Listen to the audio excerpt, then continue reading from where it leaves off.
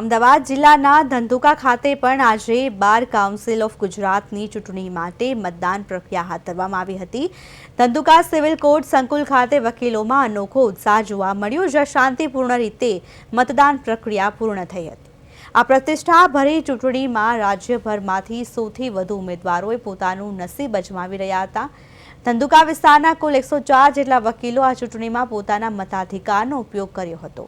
Civil કોર્ટના પ્રાંગણમાં મતદાન માટે સુંદર અને સુવ્યવસ્થિત વ્યવસ્થા પણ કરવામાં આવી હતી। ઉલ્લેખનીય છે કે ઉમેદવારો અને તેમના સમર્થકો દ્વારા અંતિમ ઘડી સુધી વકીલોને રીઝવવા માટે જોરશોરથી પ્રચાર પણ કરવામાં આવ્યો।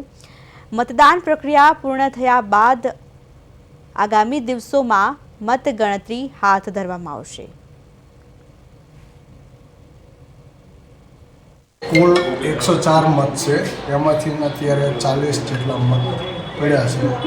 હજુ ચાલુ છે મતદાન અને 2:30 વાગ્યા સુધી ચાલુ રહેશે। 100થી